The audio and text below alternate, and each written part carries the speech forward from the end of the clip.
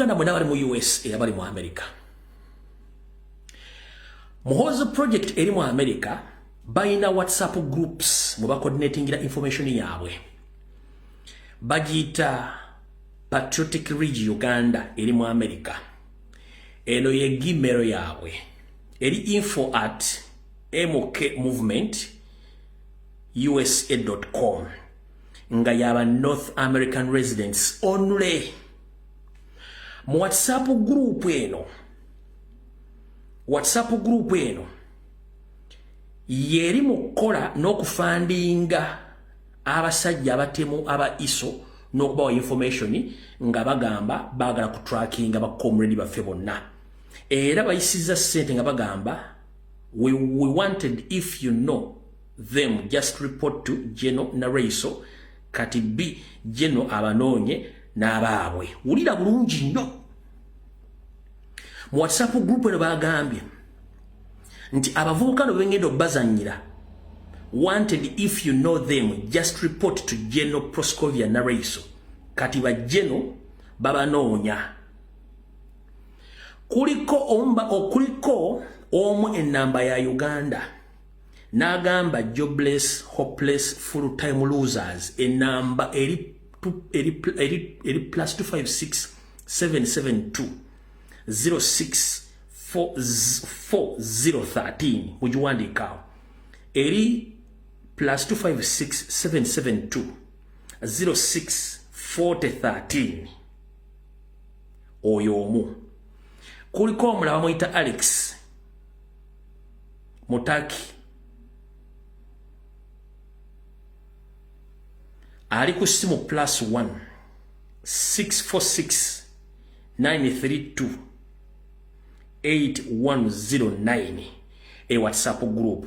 Kati bano bebafandinga sente okuva mu America bano nje ba foot soldier baagala okukola ko bebaluwa baagala kukola ku baana baffe bano abalabikidde mu katambi kano kankabadize bulungi nga banoonya buli mwana ine abadde mu katambi kano bossende ziva mu America okwata buli mwana ine abadde mu katambi kano bakayita mu WhatsApp groups zaabwe. Bakaina mu WhatsApp group zaabwe abapatriotic kitegeeza nti wona mu diaspora ba enale mwe bali mu kufandinga era nga bawa intelligence okuva mu bantu batelimu nga baagala abaana bano bonna bakwatibwe bonna bawabirwe ewa Proscovia Nareiso. Aha, kati ke katambi kano. Kati group eyo gye muwulidde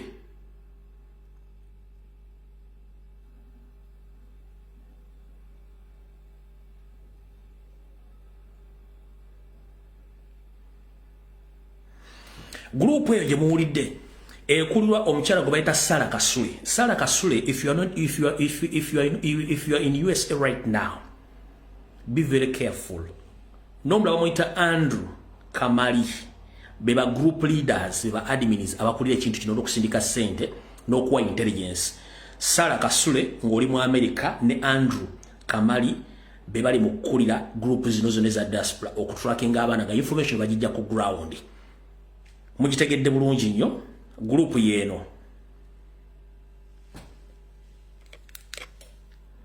Kanjigaziye bulungi nnyo. Mugira bulungi nnyo group ye yao.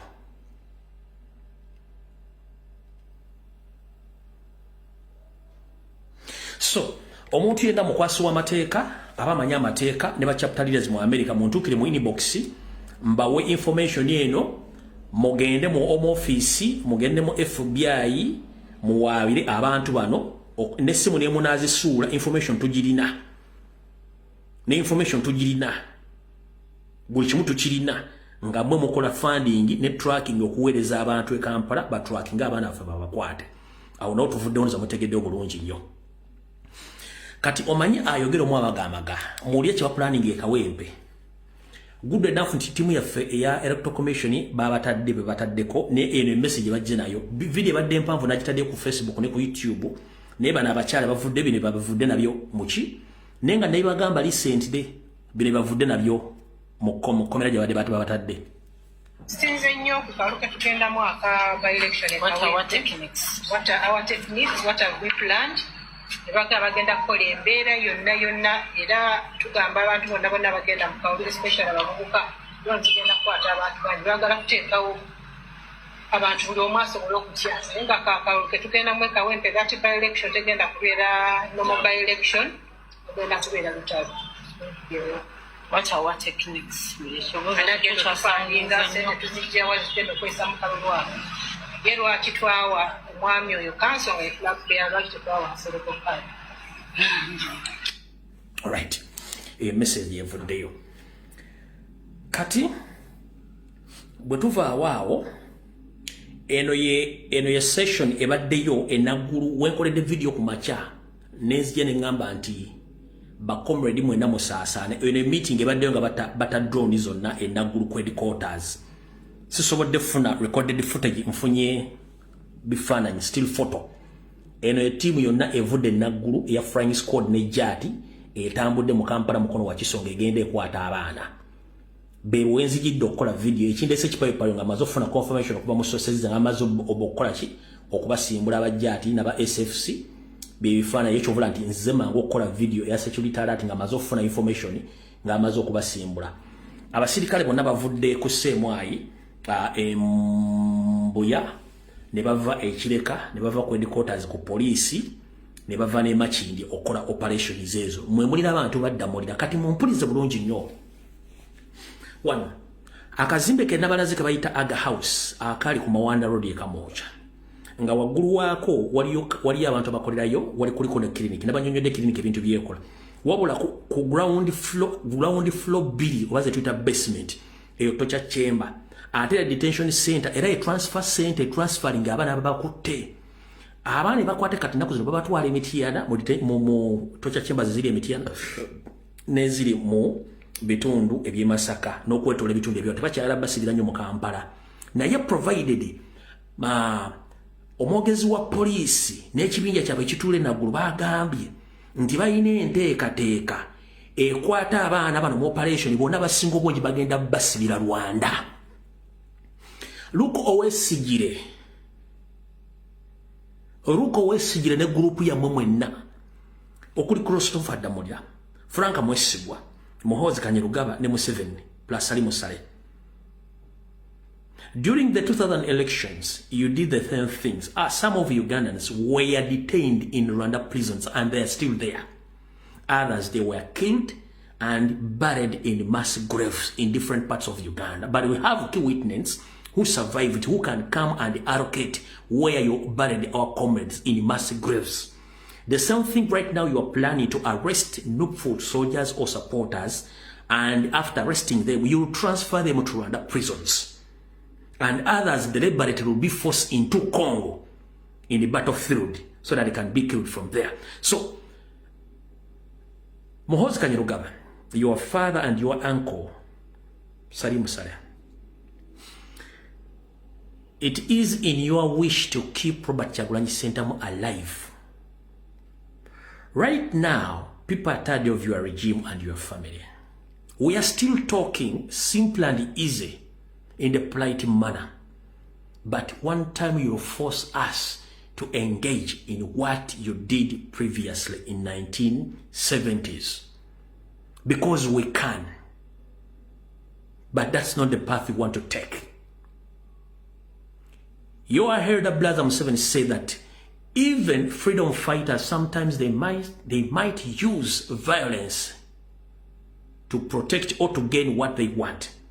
I'm here to inform you that it is in your interest to keep Robert Kyagulanyi Ssentamu because it serves you, Museveni, it serves Muhoozi, it serves Sali Musale and the entire Banyarwanda who are in Uganda, mostly in Uganda. The moment you assassinate Robert Kyagulanyi Ssentamu, it will be an automatic call for liberation struggle or armed struggle. Quote me right. According to your cow mentality that you want to assassinate Robert Kyagulanyi, it will be an automatic armed liberation or armed struggle against your race. because publicly now we know that we are fighting with Banyarwanda openly. For me, I don't eat my words. If you wish or if you plan to kill Banyarwanda, it will be an automatic call for all trusted and loving Guyanans to engage in a mood liberation, because we'll be remaining with nothing. The reason as to why in Arab countries some people decide to be terrorists is because they have tried all avenues or peaceful avenues, but nothing came out of the peaceful means. The only way they decided to go with was to become terrorists, because they demonstrated, nothing they heard from the demonstration. They tried to talk, nothing came out from talking. They tried to petition their parliaments, nothing came out of those petitions. They demonstrated, they were beaten, killed to the extent they had nothing to do. It's just to become terrorists. So slowly by slowly we are heading towards that point. We've tried all our level best to be peaceful, but you are trying to squeeze us to that level. But I'm here to inform you, don't push us to that end. Temutusindikiza kutuuka ku mbeera eyo. Lwaki? Kankunyonyole. Ffe tuli bannansi tetuli bagwira. Era tulwanira mu nsi yaffe kyekisooka. Ekyokubiri, omuntu yenna bw'omunyigiriza ennyo nga talina kiddako, agenda kufuuka mutujju. Omutujju tazalibwa nga mutujju, anyigirizibwa naba nga talina kyalekeddwawo wadde kyalina kukola. Temulina monopole ku mundu, temulina monopole kuki, temulina monopole kuki, ku violence. One, njala tegeza public, and I'm here to inform the international community that all the serving UPDF officers, most of the indigenous, they were taken to battlefield in Congo, other than Somalia. Those one you see in SFC who are dressed well with the heavy ammunitions, those are the machineries of SFC from Rwanda. But funny enough, those people are not trained. They are not trained, they are just scarecrow. Mwetubamanyi bulungi nnyo nga ne bacommandants bonna abanyarwanda tekuli yali agenze ku battlefield, including the army spokesperson Felix Kulayije. Tokubangako sasi, togenda akola ku kintu kyonna, just wakola training, tokubangako sasi azuwero nenda lweso. Bonna basinga obungi tekuli amanyi sasi nga ne bwokuba essasi basooka okudduka. So I'm here to inform Museveni that the indigenous Ugandans whom we forced out of their country to go in your prominent wars in Congo, Somalia, South Sudan, they are there watching. But you come afraid that you have forces in Uganda. But right now I'm informing that almost 70% of forces, they are in Congo, Somalia and South Sudan. In case we decided to wage a war against you, you can't survive because the people you trust around you, they haven't experienced any kind of battle within their country. Abanyarwanda watekuli yali agenzeeko mu lutalo bado lusingamu bannayuganda, abasoga, abanyolo, abatolo, abalugwala. Bano abanyarwanda bali mu kulya gundi, ebitiri biyita, ne balya embizzi, ne banyolako bbiya, ne bagenda mbivu, tebagendako ku battlefield. Baganda bafali ku battlefield abafiirayo. Bw'oba oyagala kipuluvinga, oyo Kulayije gwegati ambesipaso tagenda akona mu lutalo, takubanko wadde essasi. Just mubateko obuteesi. Bano bannaloiso simanyi baani, simanyi batugirimana, simanyi bonna bana tekuli yali agenzeeko mu lutalo. It's very easy abantu obba ku bantu basanya within a small period of time ndo kintu bategeeza. Temutinkule batajja kutegeera. Temutusindiikiriza. Lwaki? Kino njala kikunyonyera ng'omutwe ogw'okola bulungi. Era buno obaka njala bugendere Museveni, Muhoozi n'abalala. Mu byobufuzi mubadde lake nnyo mu Uganda. Lwaki muli lake nnyo? Mmwe mwafuuka ba terrorist under Fronasa. For us, we are not terrorist. Tuli mu peaceful meaning of transition, we are not terrorist. Mwava mu politics ne mugenda ne mufuuka ba terrorist. Ne mujjamu mwajjamu uniform ne mugenda mu ngoye eza bulijjo ne mufuuka ba terrorist. Ffe kye tutalina.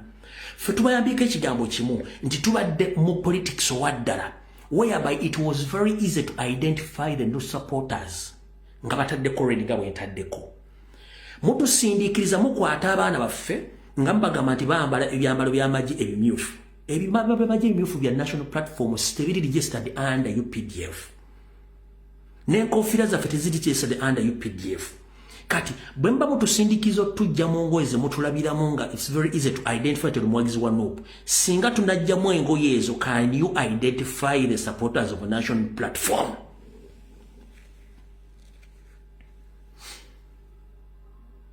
the reason being nti abaana okwambala uniform emyufu oba Uganda n'okwambala uniform kibatiisa nti international community laba nti mwina support kubanga omuntu yena okwambala uniform ya kyenvu it's a curse in Uganda mubasasula sente okwambala yellow but no one is paid to put on red in Uganda.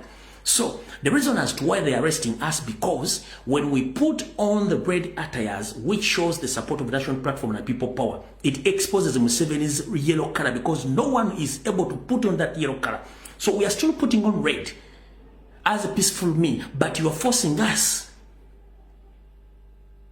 into something different. What if we remove the red color? Will it be easier for you to identify us?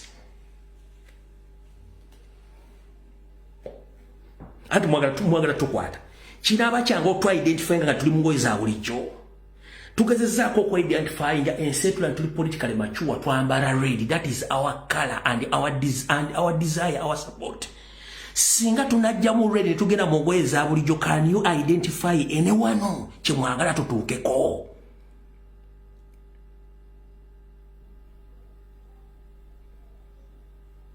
tuzijje mu kimwagala nga tusigadde mule buli kimu tukikolera muleya kyemwagala omuntu akulaza ayina nkofiira myufu ayina engoye myufu omwidenti wa national unity platform si musirikale si terrorist si ki wabula omukwata omujja mu ngoye ezo nti engoye embi singa anaazijjamu osobola okumuidentifyinga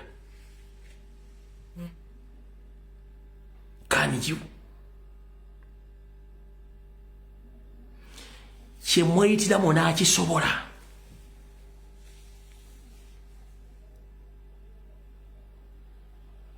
so mutula ne munywa amataga mu amafu ne mutandika okunyambira mu ntebe sorry to mention ne mutandika okulooza nti mwensi mwagimala but that move of arresting people supporters most of the foot soldiers who are putting on red it is a mess. Because when we put on red, it's very easy for you to identify us that those are supporters of national platform and people power. But if we remove the red attires, will it be easy for you to identify us?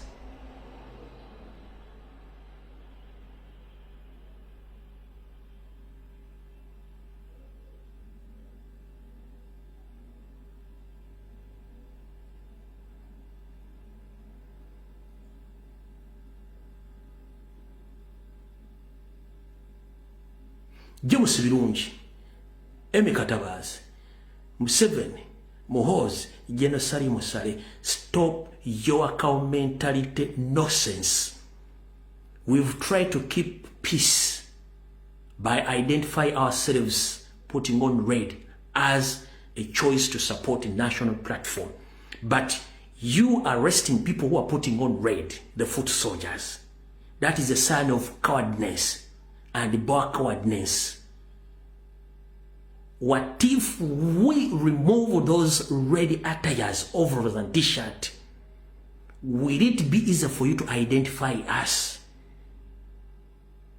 If it goes from was to waswa, nchidam. If you force us to remove those red attires, will it be easier for you to identify us? If the was goes to waswa,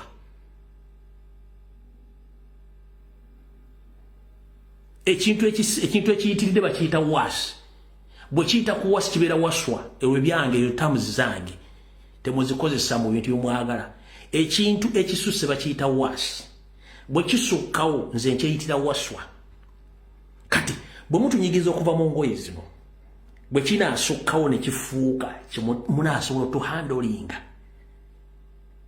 kubanga it's very easy to identify the policeman kubanga ateeka combat y'amagye Changu nnyo identifying wa prison atekako olugoye lwa prison. Changu nnyo identifying omuntu atereko naye omuntu atali identifiable nga yambadde ekintu ekirala ekyefaaniza engoye za bulijjo kibi nnyo. So bw'oba otuula ku mmeeza mmwe nga munywa amata gammwe n'obumondo obusotte mulowoozeemu kye mukola mukikyusemu ng'obudde bukyali. Temutusqueezinga nnyo tutwala ku sitepu gye mwagala tugendeko. Okitegedde bulungi nnyo? Ekyo nakyo mukitegedde. Kansooke nzireko wano.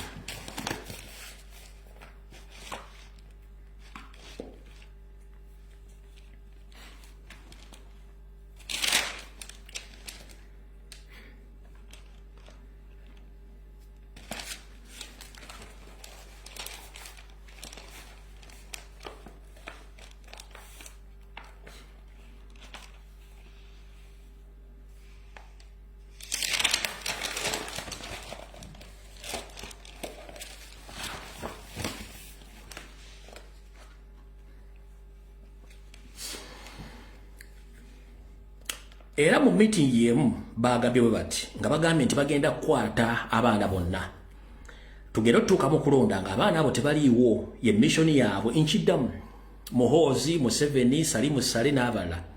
You are planning to arrest or kidnap all foot soldiers across the country when times reach during or after elections. You won't be having a resistance from NOB. So that is your plan. And you instructed during or after elections that you've instructed your mafias to the order of shoot and kill. Omwami ono yagambye nti olwokuba nti bagenda kukola kye tuyita prostate vote nti okulonda nga kwaggwa bwekuti ne balangirira kubanga baagala kulangirirayo seri bo Muhoozi yaragidde bakole ekigambo kye bayita shoot and kill yawadde orders ku lunaku bakuba amasasi afaafe ebisigadde bajja byoza. But Muhoozi, at your age, around 52, you were general and CDF. You think that if the previous leader issued some order, issued the same statement like you are doing right now, you think you would have been there? If Amin did so, if Obote did so, would your father be there? Or your uncle Salimu Sale and Janet, would you have been there? No. Use your head before it's too late. You ordering shoot and kill. You.